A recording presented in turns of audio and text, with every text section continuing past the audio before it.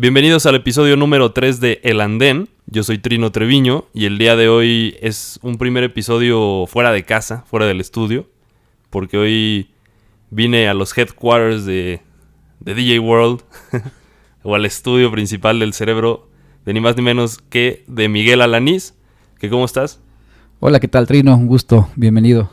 No, pues muchas gracias a ti por prestarnos el espacio el día de hoy para poder hacer este episodio. Y bueno, habrá gente que ya te ubica y muchos otros no. Así que esos que no saben quién eres, ¿cómo te describes tú como personaje en la industria de la música? Yo me describo como un apasionado, emprendedor de la escena DJ. Comencé muy chavo. Mi influencia fue de la familia, mis abuelos, mis tíos siempre traían la música, ejecutaban, tocaban.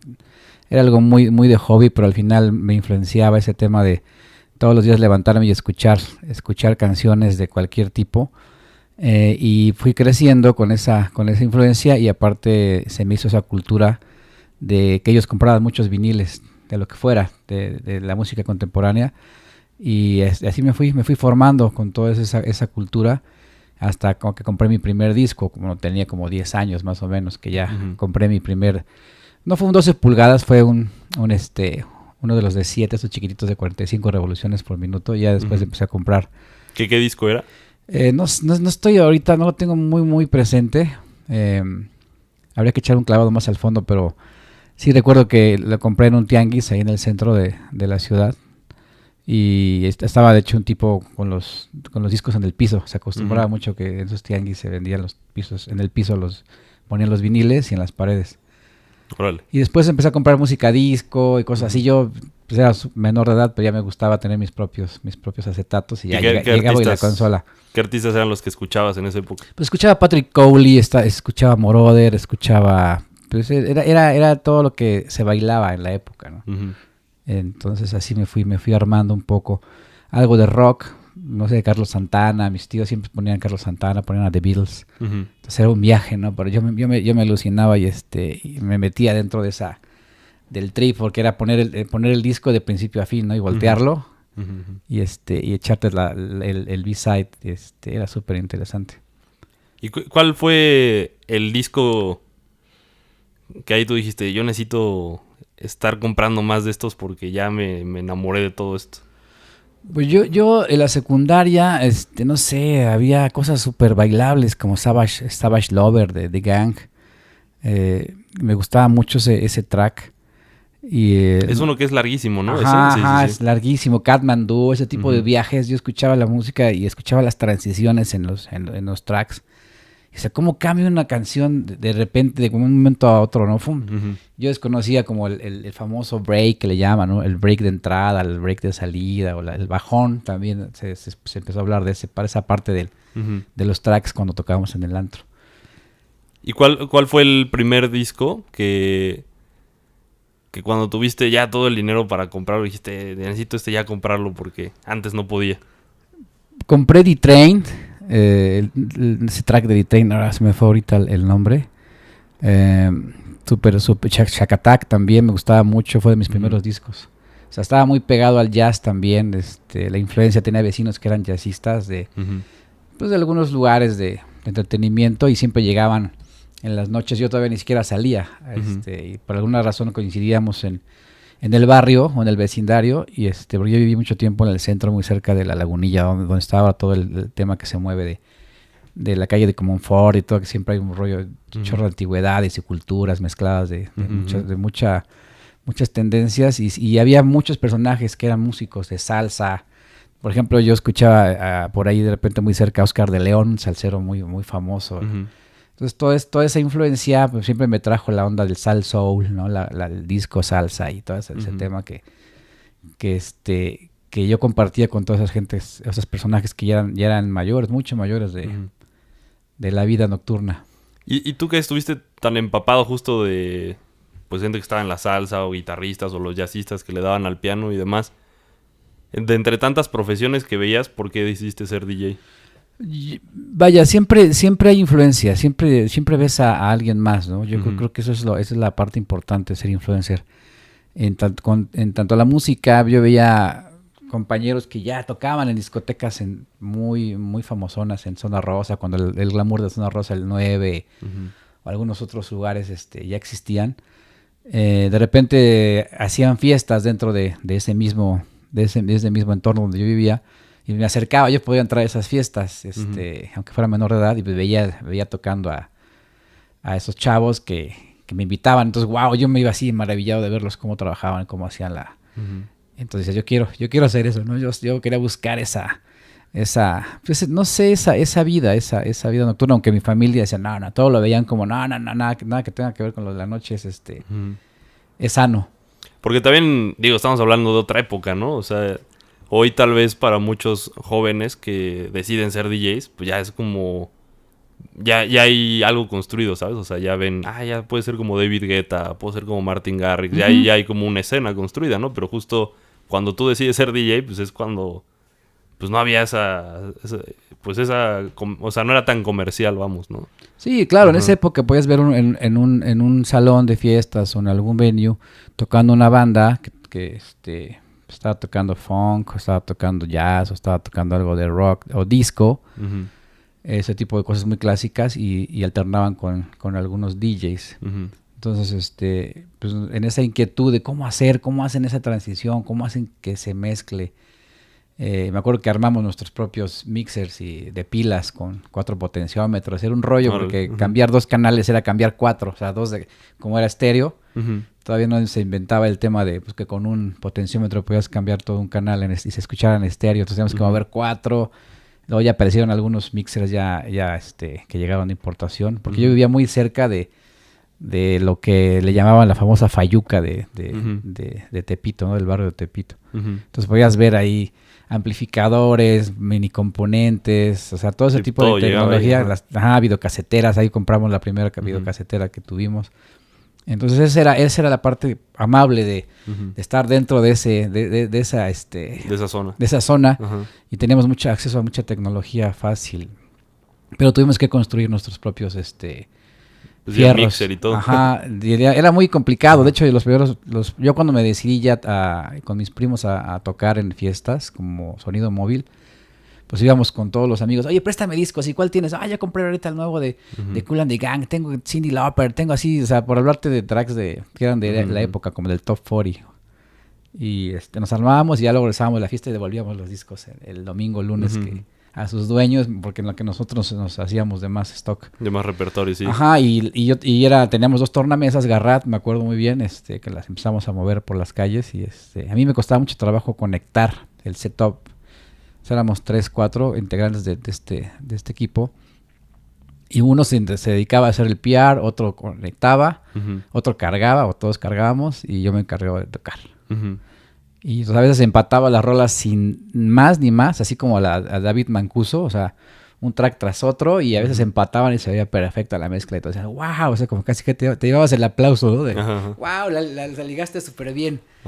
Salió súper bien ligada el track, aunque los beats eran muy parecidos, técnicamente no tenía... No tenías el pitch, ¿no? Ni el pitch, ni tenía el cue, que el cue al final, cuando alguien inventó el cue, fue pues, lo más maravilloso que te pudo haber pasado, porque ya podías escuchar el track que ibas a meter y tenías esa facilidad de mover el disco y tratar de empatarlo, aunque no tuvieras pitch, pero ya había cierta coherencia o cierto empate en que para mezcla, quienes no entienden qué es el cue y el pitch, ¿cómo se los explicas? El cue es la manera de tú poder escuchar en una mezcladora, en un mixer, todos tus canales.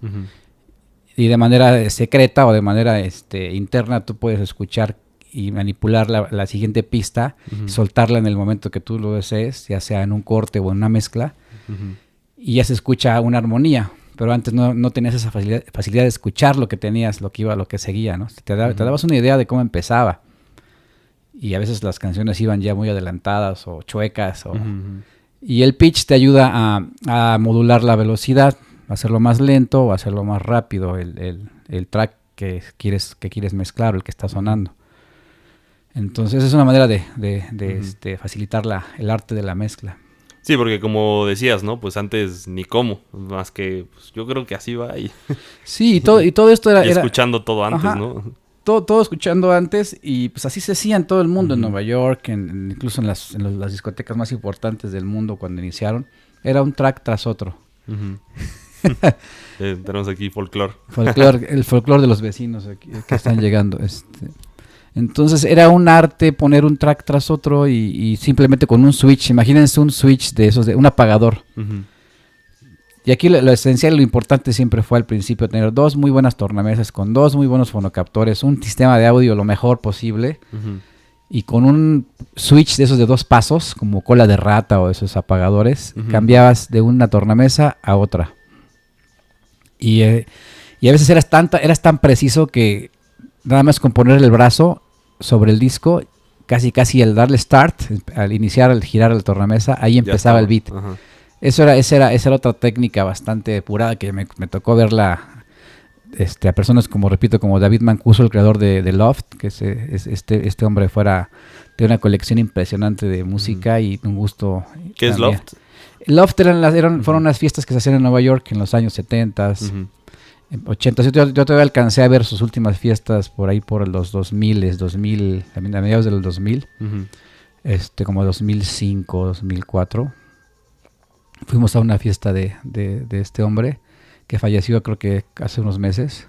Sí, vi la noticia. Ajá, y lo vi la única vez que lo pude ver en vivo, tocar, y sí, así él seguía manteniendo y fiel a su técnica y a su todo. Nunca puso un mixer en medio de sus tornamesas porque decía que al final, y sí es verdad, depende la mezcladora que utilices para sacar el audio. Cuando es análogo, hablamos de viniles, cambia el color de las frecuencias. Entonces, entre más puro esté el audio y el fonocaptor y todo el sistema del que te hablaba, entre más puro y directo es mejor. Porque pues, ya hoy en día están los Allen & Heath, los Pioneer, están todas las marcas impresionantes. Sí, ya más comerciales. Ajá, y le cambian el color y traen de hecho, traen botones o traen efectos que ya tú puedes modificar incluso los sonidos de cualquier pista que reproduzcas. Claro. Y eso es lo que se buscaba, que fuera lo más análogo y lo más fiel posible a la grabación original. ¿Cuál fue la primer fiesta donde ustedes empezaron con su sonido? Sabes, fue bien chistoso y muy, muy casual. En un fin de año ahí viviendo en este barrio, había un tipo que era un vecino que él trabajaba en CBS, todavía no era Sony Music, era CBS, era la disquera CBS. Y siempre lo veía llegar con viniles a su casa. Y casi diario llegaba con discos, cassettes. Todavía no había CD, todavía no se inventaba el formato. Y él era un tipo que vivía en un callejón en el fondo y muy misterioso. Tenía a su esposa y una hija, pero hola, y yo trabajo en la música y en una disquera, pero no entendíamos muy bien qué onda, ¿no? Sí, de que lo movías, solo lo veías llegar ahí con una gran colección. Sí, traía cajas de CBS. Y un día en una tienda de discos coincidí con él, que llegó en una combi de la empresa y se bajó y dejó unas cajas de material. Y se fue y dije, ay, este es mi vecino, ¿qué onda? Y en fin de año de repente coincidimos todos y, oye, pues vamos a ver un after party, acabando la cena, los voy a invitar a mi casa. Ok, en un callejón de una vecindad. Entramos y tenía una bola disco encendida con su spot y tenía un super equipazo creo que era Gradiente, me acuerdo. Una cantidad de música, cassettes y todo eso, y que entramos, ¿qué onda? Pues a ver, súmense, y entramos toda la gente que le gustaba la fiesta, ¿no? Y yo bailé un ratito y dije, no, yo creo que mejor me voy a meter a poner música. Y eso hice, me eché un clavado en su música, tenía una cantidad de discos, mucho más que la verdad que cualquiera que estuviera por ahí. Le conectamos una tornamesa y me puse a tocar. Y bueno, fue un fiestón de miedo. ¿O sea, es considerada tu primera tocada? Sí, yo creo que sí, yo lo consideré que fue mi primera tocada. Y estuvimos ahí hasta que amaneció, salimos como a las 7 de la mañana. Porque ¿con quién empezaste a tocar? O sea, ¿quién te enseñó a ti? Se puede decir que yo empecé a investigar y a hacer mis propios ejercicios y a echarle cerebro al tema. Y no que alguien me dijera, se hace así. O sea, más bien yo creo que en esa época y siempre se acostumbró a observar. O sea, observabas cómo se hacía y pues más o menos le practicabas y ibas sacando replicando, ¿no? Lo que veías. Pero en el medio siempre ha sido muy celoso el tema, digo, poca gente comparte. Sí, lo que te iba a decir, que a la fecha sigue siendo muy autodidacta, ¿no? Ajá, la profesión. Con todo y que hay ahora ya escuelas y todo. Pero... Sí, exacto. Y un vecino mío era DJ de un club en Zona Rosa, que hace rato te contaba. Y de repente coincidimos en los 80, como el 84, 86. Uh-huh. Fue cuando yo de repente aparecí en un club. Uh-huh. Y chistoso porque se dieron las cosas. Él me llevó el amigo que era mi vecino, conocía al que era su compañero, porque eran dos DJs. Normalmente se acostumbraban en los DJ booths, en las cabinas. Había siempre dos residentes, ¿no? Por si alguno fallaba o agarraba la fiesta, no llegaba al otro día a tocar, siempre había dos DJs más el light jockey. Uh-huh.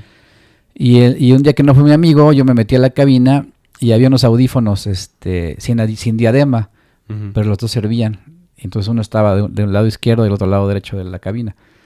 Entonces para tocar, el DJ solamente ocupaba uno, el otro quedaba libre. Entonces yo me ponía ese audífono en el oído y lo escuchaba. Y él lo escuchaba trabajar. Y era alguien súper alivianado. Me decía, no me decía nada, o sea, me dejaba escucharlo. Y entonces yo ya veía en qué momento. Y era muy meticuloso para las mezclas. Hay unos tracks que yo no entendía cómo se mezclaban. Y me dice, escucha cómo hago esto.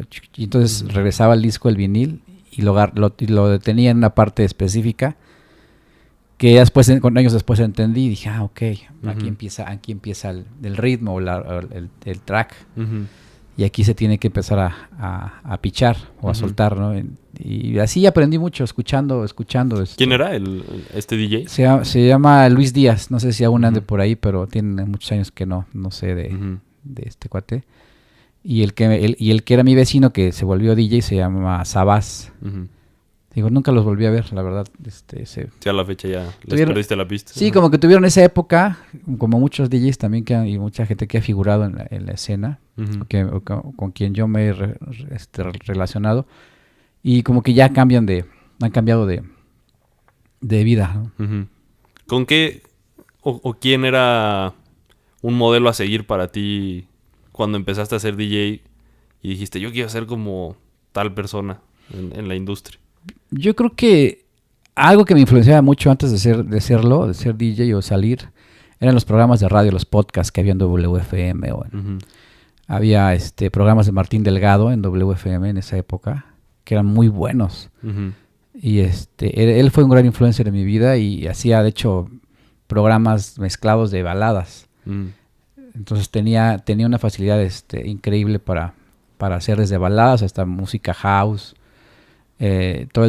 Todo esa parte underground que la radio tuvo en el pasado fue así como el gran spot para mí para influenciar y buscar la música. Ahora, bueno, ya es muy fácil, ¿no? Antes tenías que investigarle un poco más para poder llegar a saber los títulos o bueno, hoy en día entras al website de la estación y ves el playlist. Esta es la que tocaron. Ya, o sea, antes tenías que estar como imaginar más cosas, ¿no? Y tener otro tipo de herramientas para poderte armar y decir ya al final, o no sé, o ibas a la tienda de discos o pasabas por casualidad por algún lugar y escuchabas el track que estaba sonando y dices, ese es el que yo quiero. Entonces te metías y presta. Entonces Martín Delgado fue uno de los grandes influencers, DJs de la época de clubs, cuando empecé a ir. Estaba no sé, el Magic Circus, en la discoteca esta tan grande, famosa de los 80, igual por el toreo. Uh-huh. Tocaba Joaquín Díaz, por ejemplo, era muy buen DJ junto con toda la banda que había en esa época, ¿no? O sea, que todos ellos son pues como una primera generación de DJs en México o que sí, yo pienso o ya que había sí. un camino antes de ellos. No, yo pienso que fueron primera generación uh-huh. en México. De hecho, ellos eran DJs residentes de este club y aparte tenían la producción de los programas mezclados en WFM en esa época. Y había otro tipo de radios. Había una estación que se llamaba Cosmo Estéreo 103, una cosa así, ¿no? Uh-huh. Y había programas de High Energy y después que empezaron a producir. Y había una influencia de música. No recuerdo quién hacía esos programas. Stereo Rey también. Uh-huh. Tenía unos programas muy buenos. Y la música era increíble. Uh-huh. Y de repente toda esa influencia era lo que nos hacía movernos, bueno, me hacía mover en cuestión de materia musical y conocimiento. Uh-huh. ¿Y había algún DJ internacional o mexicano que tú dijeras, yo quisiera ser como él, estar tocando en esos lugares, tener esas fechas? ¿O cuál era tu sueño? Pues yo creo que el sueño era, en esa época el sueño era llegar al club de moda, tocar en los clubes de moda de México, de Acapulco, o sea, tocar en Acapulco también había muy buena escena y todo era muy muy vanguardista porque se bailaba muy buena música, se tocaba buena música. Digo, Luis Ortega era siempre una persona que estaba a la vanguardia. Ya estaba en Cancún, por ejemplo, tenían muy buenos DJs también de esa época. Digo, DJs un poquito más o mucho más grandes que yo, ¿no? Uh-huh. Que hacían bien su chamba y traían la mejor música para mostrarla. Es que justo, bueno, Acapulco es una parte en México muy importante, ¿no? Para todo este desarrollo de la escena de los DJs mexicanos. ¿Cómo, o sea, por qué crees que en Acapulco se dio este boom de DJs? Porque había mucha gente que viajaba, mucho el jet set llegaba a Acapulco a pasarla bien, desde antes que existieran las discotecas. Uh-huh. Había gente de mucho glamour, artistas, empresarios, embajadores, presidentes, que iban a Acapulco a pasarla bien y existían lugarcitos, ¿no? Esos lugares, esos hoyos funky que ya había allá y ponían, había gente ya muy grande. Yo creo que era el primer DJ de Acapulco que no era papá de un amigo, falleció hace creo que un año o dos, ya tendría como unos 70 años, 80 años. Uh-huh. Y ellos ponían música, únicamente musicalizaban con ni siquiera música disco, o sea, con lo que existía de esa época de los 60s. Entonces todo ese tráfico de gente que viajaba, que llegaba con música, mira, esto es lo que está sonando en Europa, en Estados Unidos, en otras partes del mundo, traían esa referencia. Entonces eso se volvía algo súper interesante, ¿no? Y vanguardista, 100%. O sea, ¿tú crees que había más ese intercambio cultural y musical en Acapulco que en la Ciudad de México? Totalmente, de acuerdo, totalmente. Yo creo que estoy seguro que sí, porque en México había clubs, pero no había tanta influencia por no ser un lugar tan turístico y tan de tanta vida nocturna. Había vida nocturna, pero de otro tipo, ¿no? Cabarets y siento que había otro tipo de cosas, shows muy de pop y cosas así. Y de hecho los DJs de los primeros lugares del DF iban a Acapulco a refrescarse, a actualizarse en la música. O sea, muchos, y eso es bien muy sabido, que hasta los DJs de allá, de Acapulco, muy en el ego y muy de que, ay, pues es que vienen a copiarnos, ¿no? Porque se daba esa onda, ¿no? Sí, vienen a copiar que estamos tocando y no sé qué. Y expresamente los empresarios de aquella época mandaban a sus DJs a tomar clase. A ponerse una buena jarra, hacerse amigo de los DJs que tocaban en cualquier club de Acapulco, no solamente el famoso Baby O.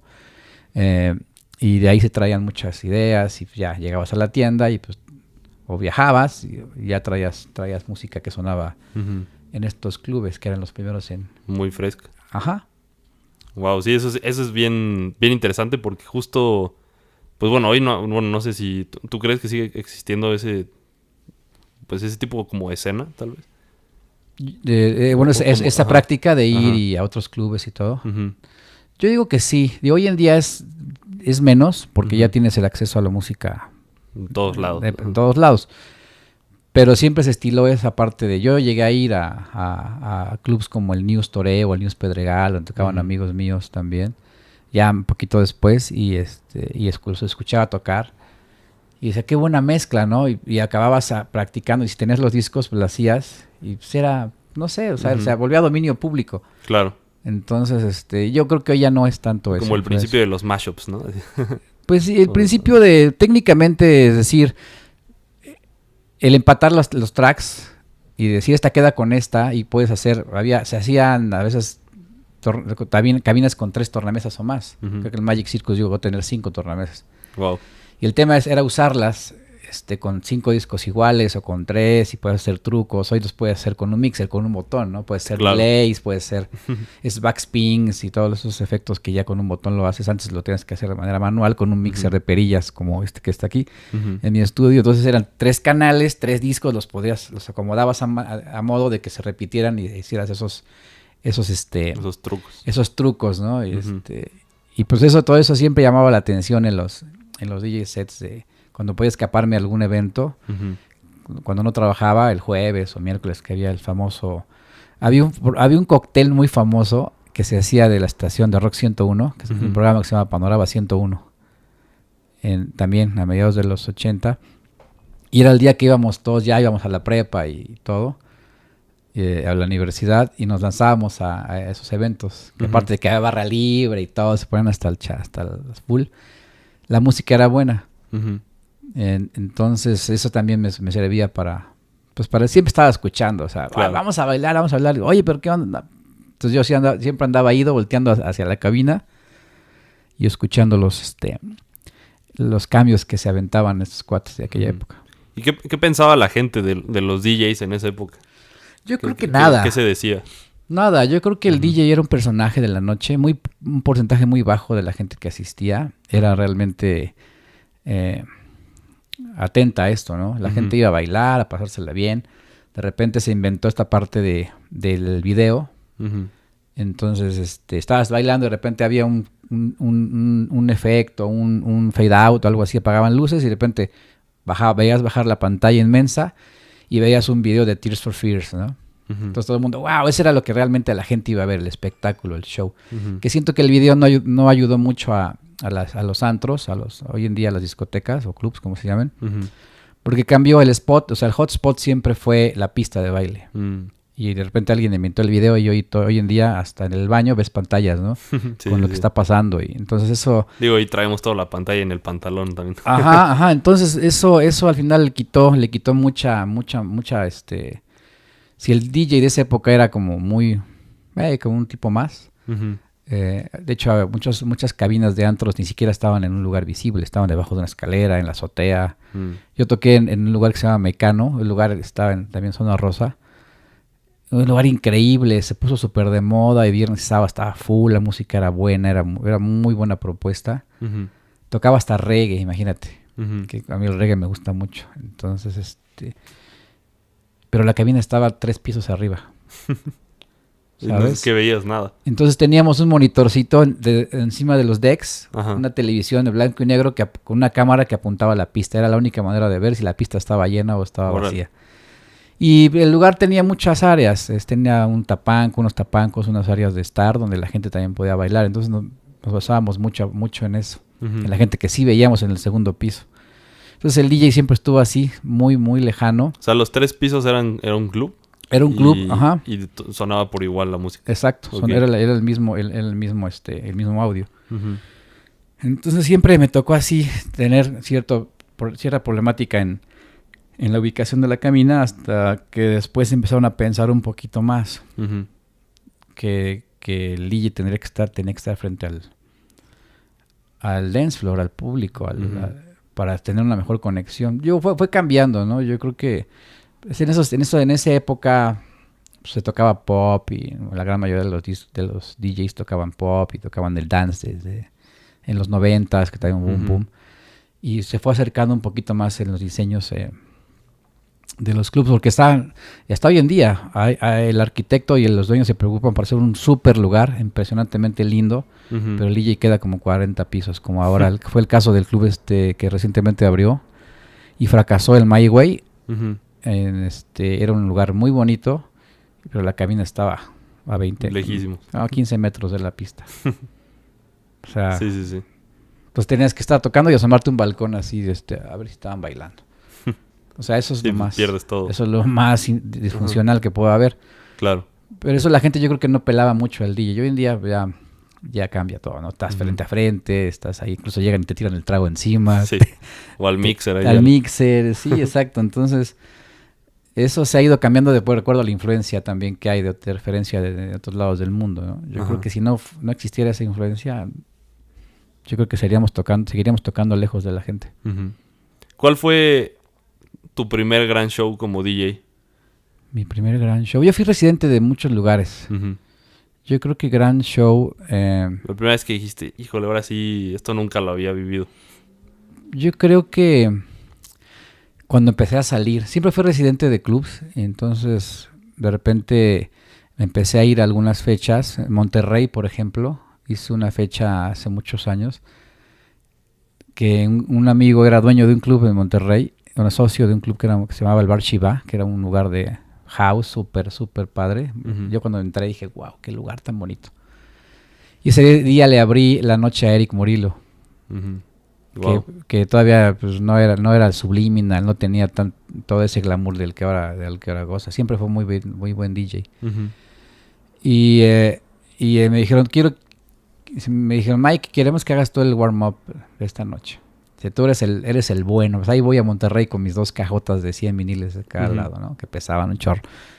Sí, me imagino. Y ahí voy, y fue ahora sí que creo que ese DJ set, así con un DJ internacional, o sea, fue como mi primer gran show Uh-huh. que he vivido. Y desde esa época nos hicimos muy amigos y recordamos siempre esa fiesta, que Uh-huh. fue también su primer Show en México. en México, Uh-huh. ajá, de él, y pues estuvo muy padre. La verdad que todavía tengo ese recuerdo bien Uh-huh. guardado. ¿Y qué tocaste esa noche? Toqué cosas como está en esa época de house, pero mucho más bailable, Uh-huh. no tan soulful. Estaba muy de moda, muy influenciado por el tema de filter house muy filtrado, Uh-huh. con sonidos reciclados de los 70s. Okay. Entonces era como algo así como filter house. No era retro house, nunca he usado esa palabra, nunca me ha gustado. Uh-huh. Más bien había tracks de Lav Basowski, que era uno de mis de esa época que me hacía mover las pistas. Uh-huh. Empezaba a tocar en clubs gays, influenciado también por los DJs de los clubs de Nueva York. Y pues eso fue lo que toqué ese día. Uh-huh. Toqué un par de horas sobre ese beat y la gente se quedó así eufórica. Y ya cuando Eric entró, los hizo pedazos. Así. Uh-huh. Ahorita hablaste de Nueva York y bueno, un día platicando me decías tus experiencias por los clubes de por allá, ¿no? O sea, Uh-huh. ¿qué fue para ti hacer justo esos viajes? O sea, ¿cómo te influenció en tu carrera personal y profesional? Yo fíjate que yo siempre he sido una persona muy inquieta. Siempre he querido buscar más y más y más.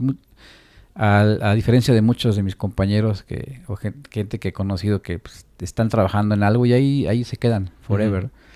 Yo siempre preguntaba, porque amigos míos que ya viajaban, eran un poco más grandes que yo, ya tenían más tiempo de DJs en México, empezaban a ir a los seminarios en Nueva York, al New Music Seminar.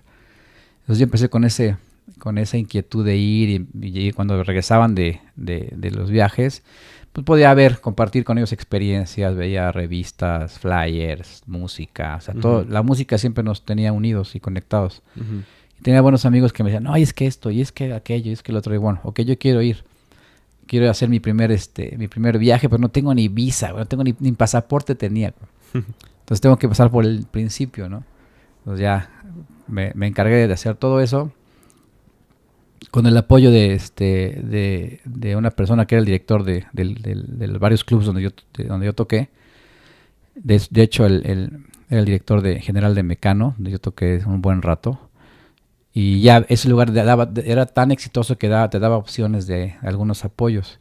Y gracias a este empresario y a este club yo pude obtener recursos para todo, para sacar mi visa, para el pasaporte, para poder ir, ¿no? O sea, ok, toma, te vamos a apoyar con tanto, porque tenía la visión, ¿sabes? Que muchos empresarios no la tenían. Uh-huh. Y él me acuerdo que me decía muy claro, a mí me interesa que vayas porque vas a aprender y me vas a traer ese conocimiento a este club, y el club va a seguir siendo vanguardista. Uh-huh. A diferencia de otros DJs que habían estado meses antes que yo, pero como que no tenían esa visión o esas ganas de salir a explorar en el mundo qué más, ¿no? ¿Qué más puedes hacer? Uh-huh. Y es algo que siempre me ha llamado la atención y me movió y empecé a irme y me organicé. Incluso ese viaje lo hice con Mauricio Ponce, también otro DJ que me inspiró siempre en los clubs. Él y yo y otras dos personas compartimos ese primer viaje en 1992. Y llegamos y era el primer viaje para todos, Ujú. para los 4 que fuimos. Y empezamos a ver todo este tipo, este New Music Seminar, de que llegas, te acreditan, te dan tu gafete, te sientes parte de una escena global. Claro. Porque en ese foro, pues podías ver a cualquier cantidad de artistas, no solamente de Estados Unidos. O sea, ahí conocí a Sasha, conocí a Carl Cox, conocí a, Ujú. no sé, a Van Dyke, a muchos DJs, a Green Velvet, que pues estaban apenas Sí, pues también estaban comenzando comenzando sus a carreras. sonar, ¿no? Ajá, De todo, ajá. sonaban mucho en sus países, Ujú. pero en Estados Unidos tampoco eran tan grandes, ¿no? Ujú. Se presentaban en clubs como Limelight, como el Palladium, el Sound Factory Bar era súper de house, o el Red Zone, Ujú. y Shelter, que eran lugares donde ibas a escuchar y a vibrar la música. Y entonces era tan emocionante y tan, no sé cómo decirlo, ver a tus artistas o a tus... Ya tenía yo discos de, no sé, de muchos de ellos, Ujú. muchos viniles, y los tenía ahí enfrente. Entonces esa parte fue lo que me hizo cambiar mi perspectiva de lo que estaba haciendo y a dónde Ujú. quería llegar. Y fue cuando de repente me nació la idea de ¿por qué estos foros se hacen acá y no existe algo en México si en México Ujú. ya hay tantos clubs? Claro. En esa época ya había una gama de antros en todo el país. Y pues ay, no sé, ese privilegio de escuchar a toda esta gente, vivir esa escena, y aparte ir a las tiendas de discos era así como wow, era Ujú. lo máximo, ir a las tiendas de música y ver toneladas en las paredes llenas de vinilos Ujú. y aparte, no sé, llegabas el sábado y los sábados se acostumbraba, o se sigue acostumbrando en las tiendas que por ahí todavía quedan, que hay DJs en vivo tocando y te invitan chela y una Ujú. chelita y estás escuchando y el DJ está tocando en vivo y escuchas, dame ese que está sonando, pues es y así se junta y se hace un networking súper interesante y mucha banda que conoces ahí mismo, o sea, Ujú. ahí te codeas con el que sea y porque se dedican a lo mismo que tú. Y pues bueno, ahí me tocó conocer a muchos grandes que hoy en día andan todavía Ujú. por ahí, dando de qué hablar. Y justo eso nos lleva a hablar algo pues muy natural en ti, que es justo esto que se llama DJ World, que es, para quienes no lo conocen, una plataforma donde justo existe espacio pues para los DJs en México y la industria en general, ¿no? Porque también, bueno, pues llevas equipo y todo eso. Entonces, ¿qué año es el primer DJ World? ¿Cómo lo comienzas y por qué lo comienzas? Bueno, ¿por qué lo comienzo? Ujú. Por eso, esa influencia. Yo fui a Nueva York a tres de los últimos seminarios que hubo, 92, 93, 94. Y ya después un año descansé, el siguiente año descansé y empecé a ir a trabajar, o sea, a trabajar con las disqueras. Y ¿qué fue? En el 97 empezamos a trabajar con las compañías disqueras que se acercaban a los clubs. Ujú. Yo como residente llegaban muchos promotores de disqueras, de Sony, de Warner, de Universal, no sé, de toda EMI, y llegaban con sus bonchecitos de promos. Oye, Miguel, bueno, este es el nuevo de tal, este es el nuevo de tal, y el nuevo de Daft Punk, y el nuevo de Luis Miguel y de Manuel. O sea, te llevaban de todos los, Sí, de todo. todos los géneros. Y había remixes hechos especialmente para los clubs. O había canciones o tracks que no entraban al radio porque la gente del radio no los veía como sonando ahí. Y entonces teníamos que nosotros hacíamos el crossover. Hacíamos que ese track pegara en todos los clubs y luego ya entraba al radio. O sea, era un Ujú. ejercicio, bueno, muy conocido en todo el mundo. Y en México se empezó a dar en esa época. Ujú. Entonces me hice súper amigo de muchos de ellos y empecé a acercarme más y más a las compañías disqueras. Y junto con Xochitl Luján, que era mi pareja en esa época, ella era residente de otros clubs, hicimos muy buena mancuerna y empezamos a relacionarnos con todos, con BMG Ariola, con todas esas áreas de los Sony Music y Dance Pool y un montón de kilos y toneladas de música que empezó a llegar. Y ellos no sabían qué hacer con ella, era demasiada música y nada más cubrían un circuito de 10 clubs a nivel DF. Ujú. Entonces nosotros yo ya tenía buena relación con muchos DJs a nivel nacional y empezamos a formamos un record pool que se llamó MX Mix, que precisamente cumple 20 años que lo formalizamos en 1997. Ujú. Era un club de 100 DJs, así empezó este movimiento de escena, Ujú. con puras compañías disqueras, DJs de clubs y algunos DJ importantes de la escena móvil. Y de repente las compañías de audio empezaron a voltear. Ujú. Me acuerdo que Pioneer DJ no tenía una representación en México, una oficina como tal. Lo Ujú. traía una distribuidora modesta. Que también era cuando apenas estaba Pioneer empezando Ajá, a empezando subir más, ¿no? En el empezando, mercado, ajá. empezando a mostrar los CD players Claro. y esas cosas muy así, muy de pasos muy lentos. Y todos aquellos que tenían algo que mostrarle a los DJs, Ujú. desde un performance de un lanzamiento de marca, de algún track, perdón, y a los que querían ya que viéramos algunas cosas de iluminación, de audio, y así se empezó en esos 3 años, del 97 al año 2000, que fue cuando nació DJ World, que fue la primera edición. Ujú. Y pues empezamos como con 10 marcas y 100 DJs. Los 100 DJs del club que ya éramos en esa época. Ujú. Entonces ese camino fue como así se fue cimentando, primero con la necesidad de convivir y tener ese ha sido siempre uno de mis, ¿cómo decirlo?, objetivos o convicciones, el compartir el conocimiento, y que por lo menos cada cierto tiempo, una vez al año por lo menos, hacíamos una fiesta en un club de cierto tipo, y así pasárnosla tocando, echándonos un palomazo de media hora cada uno, y así se fueron creando y surgiendo mucho más ideas, hasta la de formar la exposición y con todas las marcas de tecnología, y paralelamente a ello el tema el programa de conferencias, capacitaciones y clínicas. ¿Por qué? Porque este tema siempre tiene que estar Ujú. bien documentado, ¿no? Claro. Para que tengas un mejor conocimiento y seas más profesional cada vez. Ujú. Y así se fue dando este tema del DJ World, y se fueron acercando pues algunas marcas de otro tipo de conceptos, pero que tenían que ver, ¿no? Ujú. Con la tecnología y con toda la parte de diseño, de cuidado personal, de moda, porque pues el DJ siempre ha sido un personaje, pues, siempre te voltean a ver ya como ese influencer, ¿no? Como el que yo quiero ser como él, que Ujú. siempre ha existido, pero ya con una mejor preparación, por decirlo Claro. así, ¿no? Una mejor imagen. Y este circuito de DJs que dices, bueno, que eran 100 más o menos en su momento. Ujú. Digo que seguro también había más, ¿no? Pero Sí. ¿cómo empiezan a ver ustedes cuando justo esta escena de DJs se vuelve algo ya muy global, ¿no? O sea, empieza a entrar como de moda ya en la radio comercial, muchos tracks electrónicos, digo que ya habían estado, ¿no? Pero de pronto sí hubo un boom ya muy grande.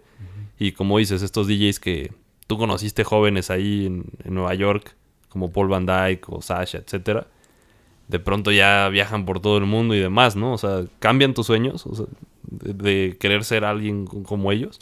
Sí, desde luego, Ajá. desde luego. Comienzas a ver si te dedicas a tocar música electrónica, o en mi caso yo siempre tocaba house y tocaba tech house y cosas así, Ujú. que podían ser bien vistas o recibidas en otros países o en otras ciudades. Pues yo me fui por ese camino porque lo aprendí. Empecé a ir a Miami al Winter Music Conference también el año que empezó el Ultra, Ujú. y evidentemente empezó a haber DJs que venían a tocar. Ujú. Los propios labels, ¿no? Los propios labels de las disqueras hacían sus fiestas. Que decían, bueno, yo tal vez no soy parte del festival o soy parte del seminario, pero yo hago mi propia fiesta porque Ujú. en esa semana están todos los DJs en esta ciudad y vamos a captar, y aparte traemos nuestros propios seguidores. Ujú. Y entonces yo noté esa parte. De hecho, tuve la oportunidad de tocar varias veces allá en Miami, Ujú. en el Winter Music Conference, en pool parties, en eventos alternos que no tenían Ujú. que ver con el festival. Y ahí donde dije, pues esto también es un negocio, esto Claro. es una forma de desarrollar más. Ujú. ¿Cuál es la primer gran fiesta internacional donde dices, híjole, ya crucé esa barrera del club? La hice en Colombia. En Colombia lo hice y fue una gran fiesta, una fiesta mediana de música súper, súper sofisticada. No fue nada, no tanto un rave, no fue tanto una noche masiva. Fue un evento súper, súper íntimo de house que cuando vi que lo que a mí me gustaba y transmitir a la gente causaba euforia en los demás, eso me hizo así como ponerme en otro plano, ¿no? Eso fue una fiesta en Bogotá y después empecé a ir a otras ciudades del mismo país, pero yo creo que ese fue mi gran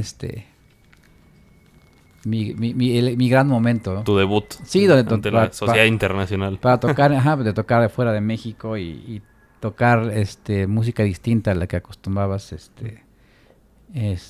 acostumbraba a hacer en los clubes de acá. Uh-huh. ¿Y hoy hacia dónde miras tú? Digo, porque ya llevas, que son 16 años de hacer DJ World. 17. Vamos a cumplir 18. 18 llevamos, vamos a la edición 18. Digo, ya son 18 años de que has aprendido a hacer conferencias, bueno, a hacer un espacio más bien, porque digo, no nada más son conferencias, uh-huh. Y que tú también ya llevas una gran carrera como DJ. ¿Qué es lo que sientes que aún, en qué sueñas aún, como esto me falta todavía por? Yo creo que ¿qué falta? Pues yo creo que falta trabajar más siempre. Yo creo que siempre hay algo que hacer, siempre uh-huh. Hay novedades, hay lanzamientos. En la manera personal, yo creo que la unidad siempre ha sido uno de mis objetivos, lograr unidad en las personas que participan en DJ World y que aportan uh-huh. Ese reconocimiento hacerles ese reconocimiento a todos los que somos parte de esta escena, porque yo creo que si no lo hacemos nosotros, nadie lo va a hacer, ¿no? Uh-huh. Yo creo que estamos muy lejos de ser reconocidos a nivel mundial. Lamentablemente, aunque tenemos una cultura DJ ya de muchos años, uh-huh. Yo creo que eso es lo que falta más, reconocer y apoyar lo que sucede en México para lo local para que siga generando y siga creciendo, y yo creo que ese es el objetivo. Ya se han abierto muchas las brechas generacionales y se encuentra de repente mucha gente perdida. Hoy en día pues, los chavos de hoy saben que la gente de hoy sabe que pues están viviendo su momento, uh-huh. Pero siempre es importante voltear a ver cómo es que se llegó a este momento. Sí, aprender de la historia, ¿no? De lo que...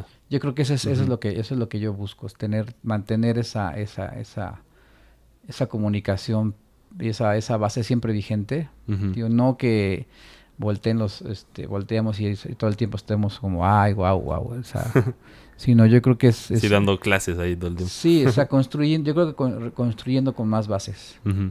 Yo creo que una mejor una mejor escena, y siempre hay algo de que uh-huh. de qué hablar. Esa es la gran ventaja de esto que hago. ¿Y cómo ves la escena global de la música electrónica actualmente? Pues yo la verdad que lo veo súper, no sé, yo creo que se ha vuelto como lo mismo. Mucha uh-huh. gente está como tocando lo mismo en todos lados, uh-huh. y todo el mundo va hacia lo que escucha. Digo, es una influencia, ¿no? Pero no hay... Uh-huh. No sé, como que no hay algo que me llame la atención, que vea que esté lográndose un cambio. Uh-huh. Creo que estamos en una época de demasiadas propuestas, uh-huh. y ya se volvió como una... O sea, que está muy saturado. Ajá, una cosa muy saturada. Así lo veo, no sé. Y aprendiendo de los ciclos que has tenido dentro de la industria de la música, ¿qué crees que sigue después de esto? Yo creo que ahorita hay un espacio. Yo creo que ahorita hay un buen momento para resurgir con cosas de calidad. Uh-huh. Y hay cosas muy buenas y no le quiero quitar el mérito a nadie. Pero yo creo que ahorita coincidimos varios DJs que hemos tocado el tema, que es un momento de generar cosas. Aunque hagas el back to basics, o sea, regreses a ese ciclo del cual ya se emprendió y hubo buenos resultados. Uh-huh. Yo creo que es el momento de crear música, de crear conceptos, de refrescar cosas que ya pueden llegar a ser muy desgastadas. Uh-huh. Yo creo que ahorita es lo que sigue. Volver a... Reinventarse, porque los ciclos siempre te van dando uh-huh. la pauta, ¿no? De repente los clubs hoy en día hay fiestas a las que nadie va, o sea, ya puede estar un artista muy bueno y pues uh-huh. lo que hablábamos hace rato, ¿no?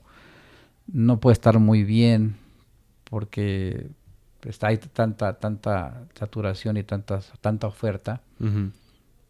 que la gente yo creo que está esperando algo, un cambio, aunque tenga influencia del pasado, pero que se vea que tiene, no sé, algo distinto a lo que estamos viviendo. Ujú. No sé, ¿Y qué es crees una buena que... tarea. ¿Cómo ves a la gente, al público mexicano hoy versus el de en los 90 o en los 80 en la pista de baile? Yo creo que hay mucha cultura. He tenido oportunidad de ver a algunas productoras que están haciendo fiestas de house con chicos que tienen 18 o 25 años, Ujú. que en los 90 no les tocó vivir esa época. Con tanto feeling, con tanta pasión, bailando. Es muy distinto hoy en día. Es muy distinto la manera como se ve el ir a un club. Ujú. A bailar antes yo creo que si no ibas bien vestido no te dejaban entrar, ¿no? Y hoy en día puedes entrar con tenis. Sí, sí, sí. Entonces yo creo que eso es lo que yo veo, que se ha ido desvirtuando concretamente ese tema, esa escena o el ritual de salir a bailar o esperar toda la semana Ujú. trabajando, estudiando y salir el viernes o sábado a echar Ujú. la fiesta. Yo creo que eso ya se ha vuelto pues de esa manera como más informal, Ujú. aunque no deja de haber gente muy apasionada por escuchar buena música. Ujú. Yo creo que eso sí se mantiene aún, Ujú. aunque es un nicho. Hablar de buena música es hablar como de calidad, ¿no? A eso me refiero. Yo creo que aunque es un nicho pequeño, Ujú. todavía existe, pero es súper mini comparado con lo Ujú. que la gente va a bailar hoy en día, ¿no? Todos estos ritmos latinos y populares y Ujú. Sí, el reggaetón ahorita que está muy de moda, ¿no? que el Ujú. reggaetón que está, fíjate que platicábamos ayer una anécdota chistosísima alguien me dijo, ¿cuál fue la primera canción de reggaetón que escuchaste? Le voy a decir, le contesté, escuché al General con la canción Te ves bien buena, Ujú. la escuché en el radio, en WFM, ¿Qué es esta que usaban en la risa en vacaciones? ¿O? te ves bien buena, Sí, tú te ajá. ves bien buena, esa, el General es ese tipo, y yo escuché cuando la lanzaron en el radio, Ajá. les va a parecer una locura, pero esta es la sensación en todo el mundo, Ujú. ahí va, pum, y empieza tan, taca, tan, tan, es el ritmo. Y curiosamente, no sé, un par de años después, viene el General a México. Fue como en el 95. Ujú. 95. Lo traen de promoción porque le estaba yendo muy bien. O sea, traía esa y otros tracks. Yo compré el vinil que se escuchaba muy bien ese disco, por Ujú. cierto. Estaba grabado en 45 revoluciones por minuto, entonces iba bien rápido, se escuchaba muy bien, es muy bien prensado ese vinil. Ujú. Y lo trajeron a México y donde yo era DJ residente que se llamaba Lady O, ese club, en esa época, se presentó. Hizo un showcase Ujú. con la disquera EMI. Y yo dije, no, tengo por ahí una foto Ajá. De ese momento. con este momento. Y dije, este cuate, no manches, o sea, no dabas un peso, ¿no? O sea, lo veías y ¿qué onda, no? Y pues ese fue mi primer, Tu primer contacto con el reggaetón. ajá, y fue directamente con el protagonista. Y no sé qué pasó con él, años después ya no supo nada. Y ya tenemos esa a lo largo de todo este tiempo, porque hay personas que han de creer que el reggaetón es de este año, ¿no? O del año Ujú. pasado. Pero creo que eso es lo primero que se acercó a mis oídos Ujú. y que fue un buen track. Así, órale, igual va a pasar y ya ni quién se acuerda, ¿no? De una manera anecdótica hablaremos Ujú. del general, pero pues no, sé que llegó para quedarse eso. Sí, sí, sí. ¿Tú crees que sea más grande el reggaetón de lo que está ahorita? No creo. No creo que Ujú. llegue más lejos. Más bien yo creo que ahí va a estar, ahí va a estar, ahí va a estar. Ujú. Y se van a nutrir de nuevos artistas y nuevos... Claro. Está escuchando que también ya hay en Tomorrowland en este fin de semana tocaron una canción de Sí. reggaetón y fue onda, o sea, se viralizó bien cañón y ya no creo que llegue más lejos. Digo, ¿qué más Ujú. podría pasar? Claro. No sé, o sea, yo creo que ahí está, ¿no? Y bueno, has tocado muchas veces durante este episodio el tema del baile. Y justo como es, ya tal vez no hay una cultura de baile entre pues la gente, ¿no? Que sale a los clubes y a los festivales o a las fiestas en general. ¿Por qué crees que se ha perdido como esta cultura de sacar a bailar y hacer los pasos? Porque pues no cualquiera ya sabe bailar, ¿no? Antes sí supongo que era más pues un mandamiento, ¿no? De, no, ya si llegaste aquí a la disco, tienes que saberle bien porque si no vas a ser ahí el oso. El oso. Yo no sé, yo creo que van cambiando van cambiando los conceptos y los sonidos. Yo creo que si antes se bailaba bien, como dices tú, así con pasos muy marcados y bien ensayados. Yo creo que porque la misma música te marcaba esa necesidad. Yo creo que antes la música se hacía con orquestas en vivo. Y si te das cuenta, un track bailable lo hacía una orquesta de la época, no sé, de los 70s. Y ya tú como DJ a tratar de empatar una canción con otra, como estaban grabados en vivo, se descuadran. Horrible porque no es ¿cómo se llama? El beat de hoy, que es 4x4, ¿no? 4 beats, esos compases, ¿no? Muy marcados que ya le das si quieres el sync y los solitos empatan los tracks. Los sincronizas y se van. Entonces yo creo que todo iba de acorde a cómo se hacía la música antes. Y después se ha ido cambiando. Yo creo que los mismos artistas que hacían la música en aquella época te marcaban esa tendencia de cómo vestir, cómo se vestían ellos. Hoy en día pues ves otro tipo de cosas, ¿no? Y yo creo que eso ya lo hace más casual. Sí, claro. ¿No? Yo creo que esa es una buena... Sí, pues ojalá se retome un poco más el baile, ¿no? Porque sí, es muy padre también cómo se expresa el ser humano a través del baile. Sí, claro. Sí, es algo bien interesante. Sí, ¿Qué consejo le das a un joven que hoy quiere empezar una carrera en la música? ¿Qué consejo? Tiene que estar súper seguro que la música es su vida. Haga lo que haga, ¿no? O sea, quiere ser DJ, productor, o sea, algo. Yo creo que lo tiene que traer. Yo me di cuenta que la música era lo mío. Yo dejé la escuela un tiempo, mucho tiempo, porque dije, yo me quiero dedicar a esto y me dejé ir. Y bueno, he llegado a hacer cosas que no esperé hacer.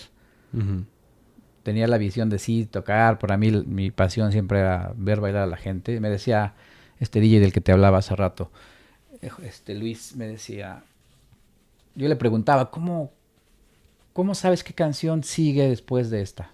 Porque ese es un tema también. Una cosa es poner discos uno tras otro y otra cosa es hacer una secuencia y crear un estado de ánimo. Una historia que la gente la reciba, hagas el warm-up, llegues al clímax y después los mandes a su casa felices, ¿no? Entonces yo le preguntaba, ¿cómo sabes qué canción sigue? Independientemente de poner los tracks por beats por minuto, para que queden todos empataditos y no pongas una cosa que no tiene nada que ver con otra. Me dijo una respuesta muy simple. Dice, yo me imagino bailando en la pista.